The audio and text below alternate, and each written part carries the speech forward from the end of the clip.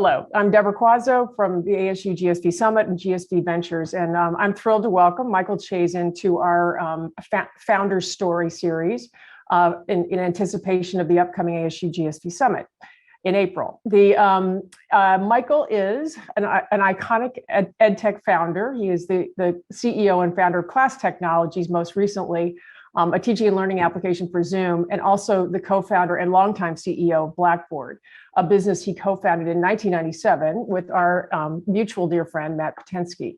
And I'll come back to that sort of period a little bit later in our conversation. So welcome, Michael. Thanks so much for being here. And I'd love to start, if you don't mind, with your founding story for Class. What you saw in the markets, almost 2 years ago now.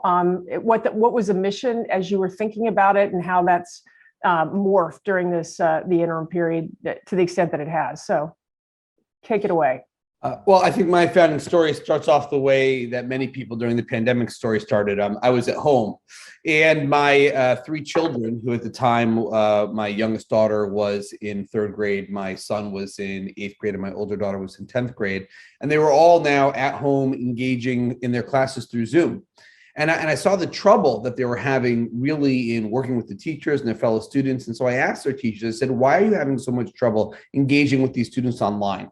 And they said, look, Zoom is a great meeting tool, and it's great for lectures, and it's great for group discussions. But a lot of what we do in the physical classroom, you just can't replicate online. And we do a lot. We take attendance, we hand out assignments, we might give tests or quizzes, we proctor those exams, we have group presentations, we have individual discussions, we might hand out content in class, even use the internet or watch videos, as well as doing things like grading items and other teacher administrative work.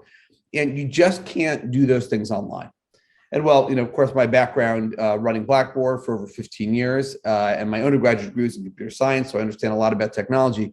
And I actually knew that Zoom had a software development kit, an SDK. Even though Zoom wasn't yet the industry standard, Eric, the CEO of Zoom, is such a technology thought leader that he knew when he developed Zoom to also be developing tools to extend Zoom.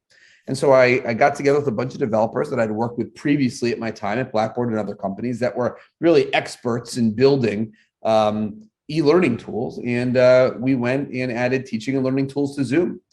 I remember even just the announcement of our very first seed round of financing, one small bit in the press, and we got over 4,000 institutions from around the world reached out to us interested in our technology. I only had 2 salespeople at the time. I just gave each one 2,000 schools and said, start calling people back. That was the type of interest that we saw with our product, even before it was released. Amazing. So Class is almost 2 years old, right? At least it's almost 2 years old in your brain when you actually thought of the idea and started building out the company. It was built in a very urgent time. You were addressing something with high urgency given the pandemic. You had to totally, Blackboard was a big build, but this was an incredibly fast-track build. Can you describe what that's meant? I mean, how many team members you have at this point?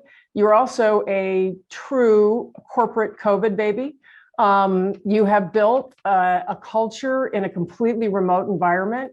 I know from having talked to you and talked to some of your team, you guys have worked very, very hard to create culture in a remote setting. And so those are a number of part questions, but I think people would love to hear the success that you all have had in pulling together a team that's engaged, enthusiastic, and all that sort of stuff.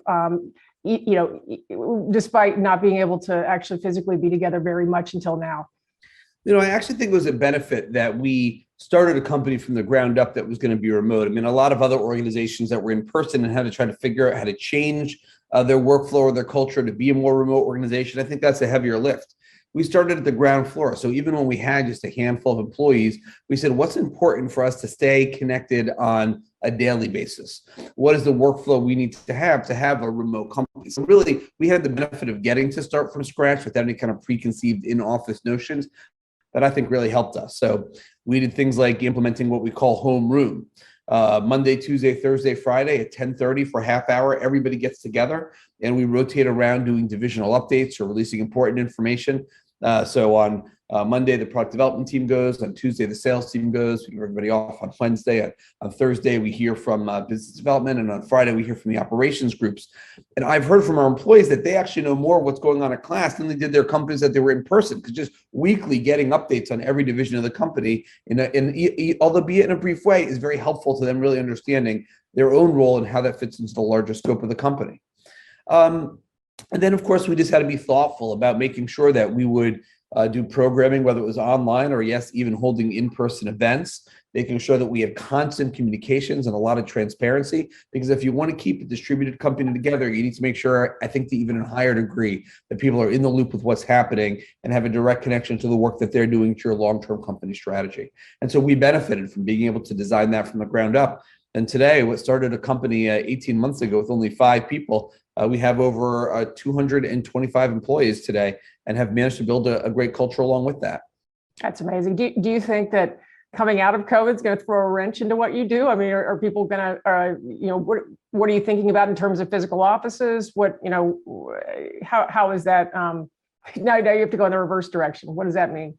Well, look, we built a company that has people spread not only across the United States, but around the world. So kind of going back to really a strong in-office presence just isn't in our game plan. And now we have certainly done things like we're working with WeWork. So everyone in our company has access when they need it to a WeWork office for a conference room, or sometimes people in an individual city will just all get together and have a day working together. But that's a little bit more of the exception than the norm. We've just built out a structure and a community and a culture and a company that can exist fully online and is very productive doing so. So no plans to create an office. And even if I love it. So you'll never have an office building. I remember going to the first Blackboard office. So I'll never get that chance with you. Unfortunately, at this place, my main office is my kitchen where I'm talking to you out of. So of course you're always welcome over. One of the things that was pretty unique that actually happened, I went back and looked to 1997 and the founding of Blackboard. In that year, the ed tech sector globally had funding of a little over $200 million in total. Last year, the sector received over $20 billion globally in funding in total.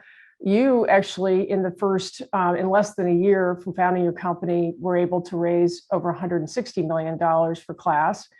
Pretty exceptional pace for the sector overall and for you.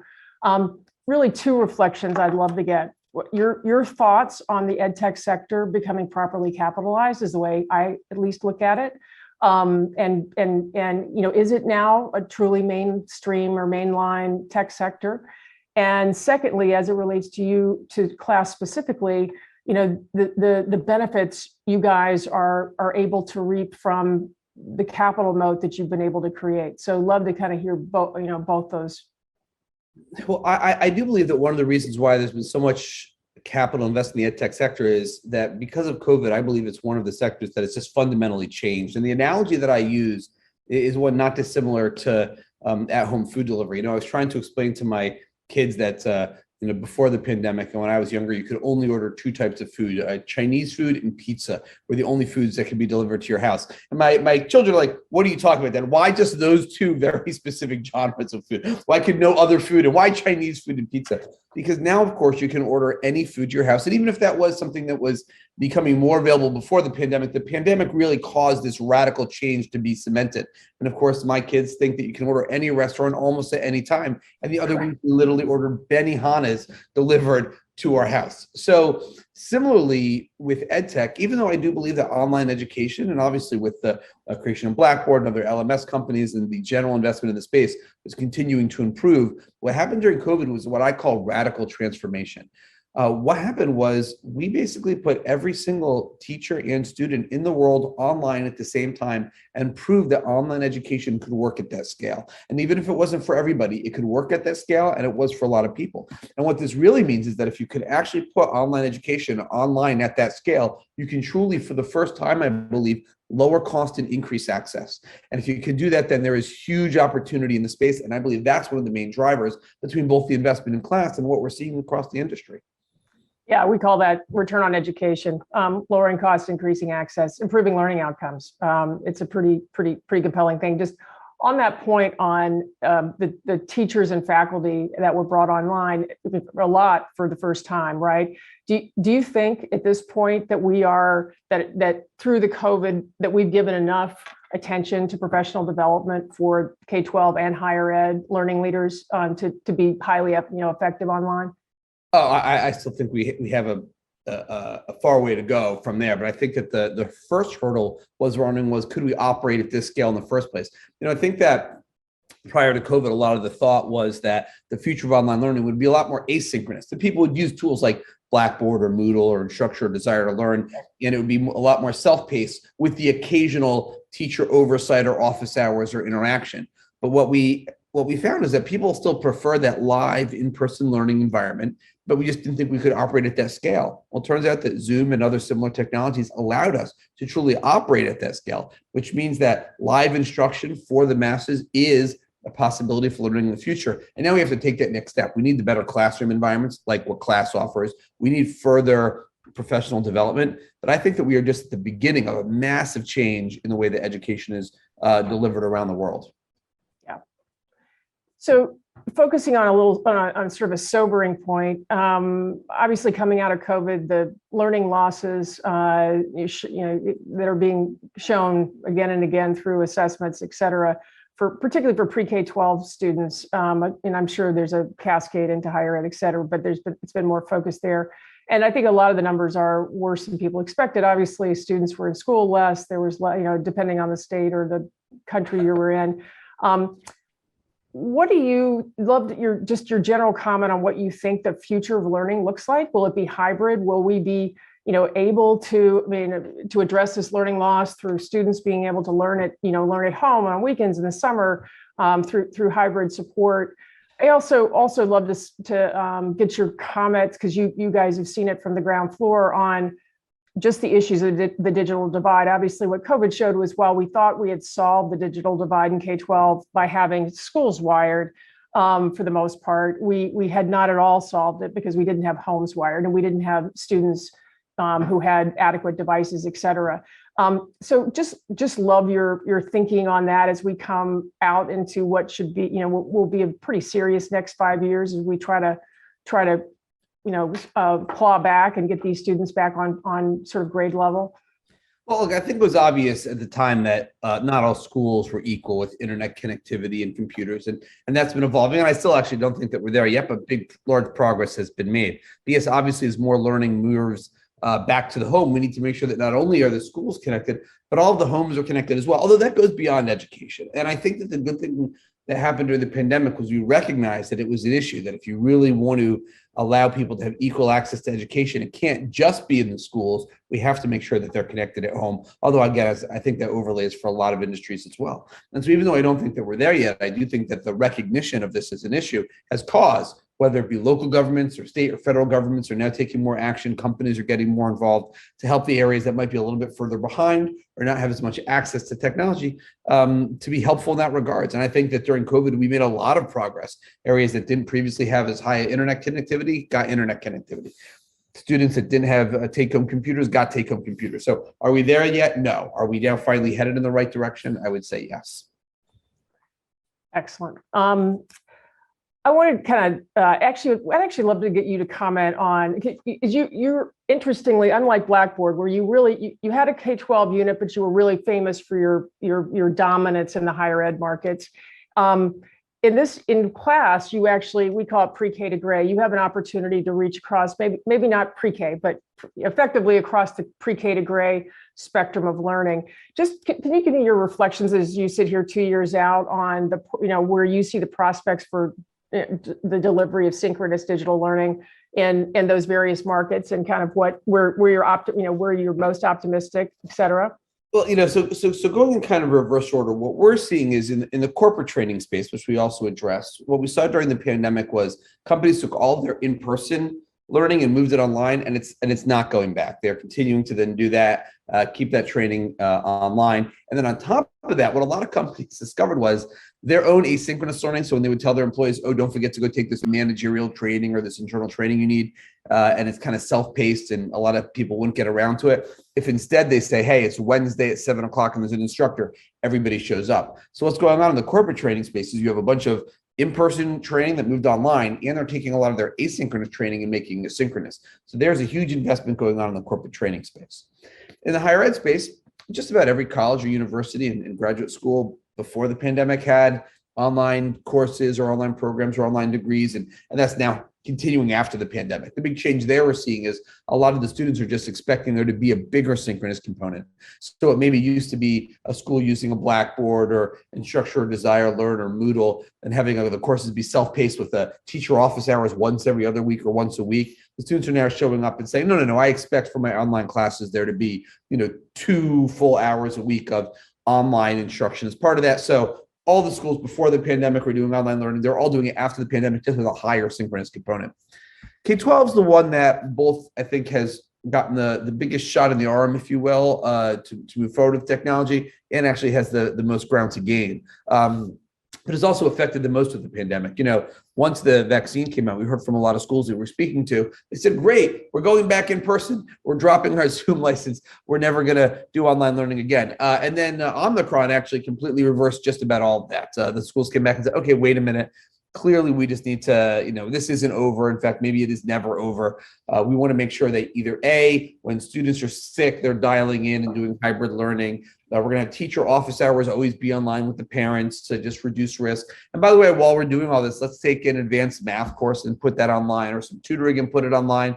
And then in fact, here in Montgomery County, Maryland, and also in Virginia, they're developing fully virtual K-12 schools because they realize that, hey, there are some students for this. This is a preferred method of learning. I mean, I think K-12 is where higher ed was, quite frankly, 15 years ago. You see a lot of those very similar parallels. But what you're seeing is, again, we just trained every teacher in the world in K through 12 in online learning. We put every student through it, and we opened up this technology to all of these different districts. So I think that while we're at the very beginning stages, longer term, I think K-12 is going to be still one of the largest TAMs for us and other people in the education market. But, we're a good, 5 or 10 years away from really realizing that potential. But you got to be focused there now, because now is when it's beginning.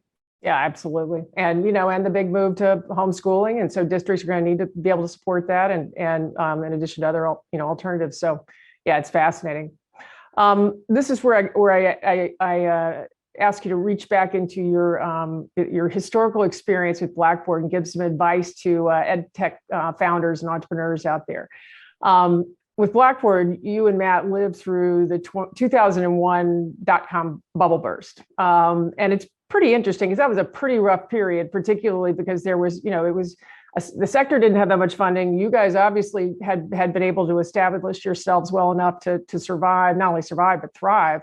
I mean, you saw basically NASDAQ rose 400% from 1995 to March 2000, and its peak in March 2000. It then fell by 78% by October 2002, giving up all the gains. I'm just curious, we're obviously, we're in a serious period here. We've seen a very big move down in the markets for growth tech stocks. We've seen lots of pressure on the ed tech public companies as well. In general, there are lots of things, inflation, et cetera, that are happening that are putting pressure on valuations. As a founder who successfully navigated a difficult period, the 2001 crash, and then the drying up of private capital markets. Importantly, you prevailed. So is there advice that you could give to founders out there who are getting nervous about a more sober capital raising climate and going forward? Well, look, the other piece of data that I'll give that was back at the time was that Amazon stock at the time, I think, was around $80. And so, look, if you're worried about creating a company and what the effect of the market is a year from now, then you're not thinking about it the right way. We knew that when we started Blackboard, the internet was really just beginning. Schools were just starting to connect the dorm room and the classroom to the internet. And there was no software that made that useful for teaching and learning. And of course, we knew that at the end of the day, every school would be using the internet for education. And even if the market went down, the next year or the year after, that wasn't going to affect our long-term goals. And we look at it this way with class. Look, the trends are clear. More and more education is moving online, and more education is going to be synchronous, because that is the preferred method of learning. The hurdle that we were waiting for was just, can the technology exist to truly put tens of millions of faculty and students online? And we did check that box during the pandemic. So there's going to be a huge influx of more online programs, more online education, more students experiencing online education. Whether the stock market goes down, this year, or even for the next 2 or 3 years, doesn't affect the overall trends. And as long as your head's down, you have a great business model, you're passionate about what you do to weather the storms, the ups and downs along the way, I think the ed tech sector is one of the top 3 sectors to be in. And it's going to be one of the sectors that has the largest amount of positive global change in the world, which is what makes me so excited to be part of it. Well, on that note, that's music to my ears. I am 1,000% on board. And Michael, thanks so much for that advice and that forward projection. I think I couldn't agree more. So thanks so much for being with us, and talk to you later. Thank you, Deborah. Thank you, everyone. Have a good day.